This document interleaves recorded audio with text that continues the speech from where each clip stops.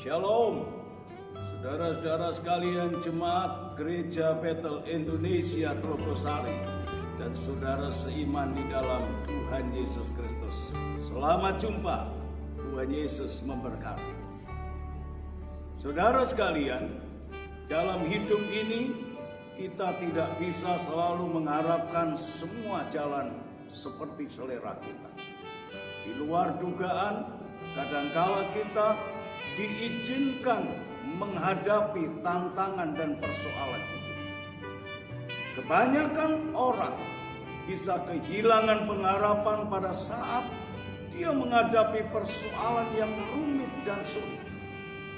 Tetapi bagi kita, orang yang memiliki iman percaya di dalam Kristus, kita tidak boleh putus asa, tidak boleh panik, tidak boleh kehilangan pengharapan. Karena kita memiliki pengharapan yang ajaib. Dan pengharapan yang ajaib itu adalah Kristus Yesus. Di dalam Mazmur 62 ayat yang kelima di sana dikatakan, hanya pada Allah saja kiranya aku tenang. Sebab daripadanya lah harapan. Jika kita menaruh harapan kita kepada Allah, sekalipun badai, tantangan, persoalan bisa terjadi dalam hidup kita, tapi hati kita akan tetap tenang. Hati kita akan tetap sejahtera karena kita memiliki pengharapan yang ajaib, pelindung yang ajaib, yaitu Allah dalam Yesus Kristus. Nah, atas dasar apa, saudara-saudara sekalian, kita harus menaruh harapan yang kokoh, yang kuat di dalam Kristus? Ada beberapa dasar penting yang akan membangun harapan kita tetap kokoh. Yang pertama, karena Kristus adalah Allah yang hidup. Sekalipun 2000 tahun yang lalu Kristus mati di kayu salib, kemudian dikuburkan, tapi ingat, Kristus pada hari yang ketiga bangkit dari kematian. Karena dia Allah, dia tidak bisa dikuasai oleh maut. Saudara sekalian, kita punya pengharapan yang sudah tepat karena kita berharap kepada Allah yang hidup. Luar biasa. Yang kedua, Kristus yang hidup itu ternyata adalah Kristus yang memegang kekuasaan surga, kekuasaan bumi, kekuasaan bawah bumi. Artinya, segala jagat raya yang kelihatan dan yang tidak kelihatan, semua ada di bawah kendali kuasa. Seperti dinyatakan di dalam Injil Matius 28 ayat 18 dan Filipi 2 ayat yang ke-10. Menyatakan kuasa Allah yang menguasai seantero jagat raya. Dahsyat dan ajaib pengharapan kita dalam Kristus. Dasar yang ketiga, Kristus adalah Allah yang peduli. Seperti dinyatakan di dalam Ibrani 13 ayat yang ke-5 bagian B. Karena Allah telah berfirman, aku sekali-kali tidak akan membiarkan engkau. Dan aku sekali-kali tidak akan meninggalkan engkau. Ini adalah janji Allah yang maha kuasa, Allah yang hidup, tapi adalah Allah yang peduli.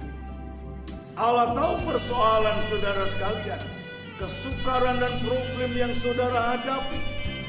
Kalau kita berseru dan menaruh harap kita kepada Allah, itu harapan yang tepat. Karena Kristus Yesus itu adalah Allah yang peduli buat kita sekalian. Yang keempat, dasar yang teguh tentang pengharapan kita dalam Kristus ialah karena Kristus selalu hadir dan menjadi solusi untuk menyelesaikan persoalan-persoalan hidup. Ingat kisah-kisah yang ditulis di dalam Alkitab. Orang-orang yang datang kepada Yesus dengan membawa beban persoalan hidupnya, semuanya diberkati oleh Tuhan. Tuhan menyatakan kehadirannya dan menjadi solusi atas permasalahan setiap yang datang kepada Tuhan. Tuhan Yesus pernah berkata, "Mari datang kepadaku, yang letih, lesu dan berbeban berat, aku akan memberi kelegaan kepadamu." Tuhan siap menjadi solusi untuk setiap masalah dan tantangan kehidupan kita. Dasar yang berikut adalah karena Kristus adalah Bapa yang penuh dengan kasih. Dahsyat, hebat, ajaib. Pengharapan kita kepada Kristus adalah pengharapan yang pasti tidak terkecewakan. Karena Dia adalah Maha Kasih. Dia peduli. Dia tidak ingin kita mengalami penderitaan dan tidak ada jalan keluar. Dia siap untuk memberikan kemenangan dan kekuatan bagi kita yang sedang menghadapi persoalan. Sekarang, sikap yang harus kita berikan kepada Tuhan Yesus itu seperti apa? Setidaknya ada 3 sikap penting yang harus menjadi bagian yang harus kita persembahkan kepada Allah untuk meraih perkara-perkara yang kita harapkan dari Dia. Yang pertama adalah percaya. Tuhan ingin kita datang kepada Dia, berseru dan berharap kepada Dia di atas dasar percaya. Sikap kita harus percaya. Di dalam Yakobus 1 ayat 6 sampai 7 dikatakan, "Hendaklah ia memintanya dalam iman dan sama sekali jangan bimbang, sebab orang yang bimbang sama dengan gelombang laut yang diombang-ambingkan kian kemari oleh angin. Orang yang demikian jangan mengira bahwa ia akan menerima sesuatu dari Tuhan."